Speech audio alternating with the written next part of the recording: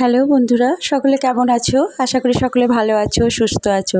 চলে এলাম আজকেও আর একটা নতুন রেসিপি নিয়ে তোমাদের কাছে শেয়ার করতে। তো চলো, আমি এটা ছানা পটল বানিয়েছি। এতে কি কি অ্যাড করেছি সেটা তোমাদের দেখিয়ে নিই। দেখো কতগুলো পটল নিয়েছি। এই পটলগুলোকে আমি এইভাবে খোসা ছাড়িয়েছি, যাতে একটু করে খোসা পটলে লেগে থাকে, সেইভাবে খোসাটা ছাড়িয়ে নিয়েছি। একে দু টুকরো করে কেটে আমি ভালো করে জলে ধুয়ে নিলাম।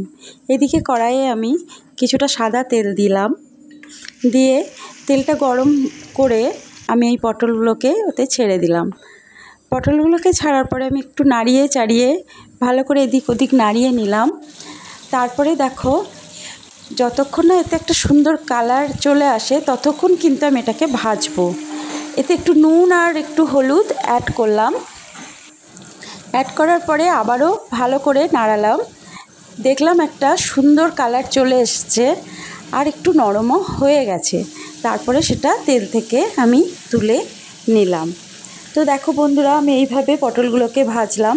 খুব পুড়িয়ে দেব না, একটু থাকবে যাতে পটলগুলো দেখতে বেশ ভালো লাগে। তারপরে সেই তেলে আমি দুটো তেজপাতা, দুটো দালচিনি, দুটো লবঙ্গ আর একটা এলাচ দিয়ে আমি তেলটা গরম করতে দিয়ে দিলাম। এরই ফাঁকে আমি টমেটো, আমন্ড বাদাম খোসা ছাড়িয়ে আর কিছুটা আদা আর 3টে শুকনো লঙ্কা বীজ ছাড়িয়ে আমি পেস্ট করে রেখেছিলাম।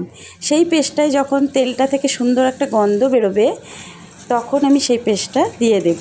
ভালো করে নাড়িয়ে চাড়িয়ে কষিয়ে যখন সেই পেস্টটা থেকে তেলটা ছেড়ে যাবে তখন আমি ওতে এই গুঁড়ো মশলাগুলো অ্যাড করলাম, যেমন কাশ্মীরি লঙ্কা গুঁড়ো, জিরে গুঁড়ো, ধনে গুঁড়ো আর গোলমরিচ গুঁড়ো, আর দিলাম স্বাদ মতো নুন। বেশ ভাজা ভাজা করার পরে যখন একটু ভাজা ভাজা হলো তখন আমি ওই মিক্সিং জারে যেটা পেস্ট করেছিলাম সেটা ধুয়ে আমি জল দিয়ে দিলাম।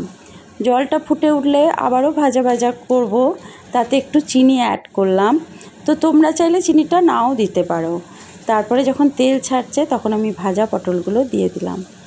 ভাজা পটলগুলো দেওয়ার পরে একটু নাড়িয়ে চাড়িয়ে আমি ওতে চাপা ঢাকা দিয়ে দিলাম।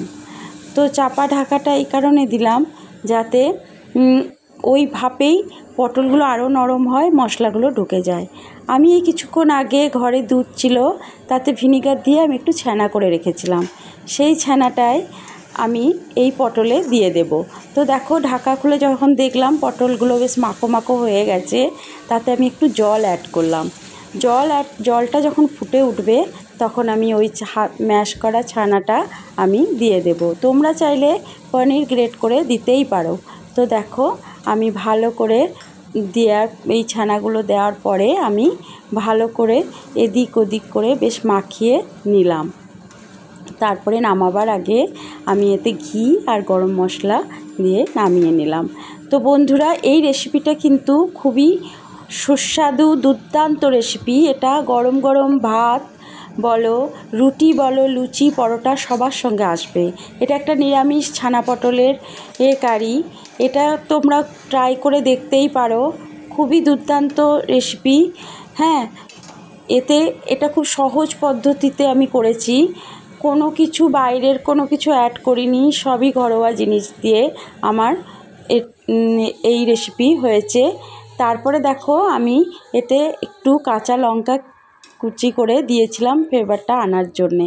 তো দেখো বন্ধুরা, আমরা একটা সার্ভিং পাত্রে তুলে নিয়ে আমি সকলকে এটা সার্ভ করে দিয়েছিলাম। বন্ধুরা, আমার ভিডিওটি ভালো লেগে থাকলে ছোট্ট একটা লাইক করো। ভালো থেকো, সুস্থ থেকো।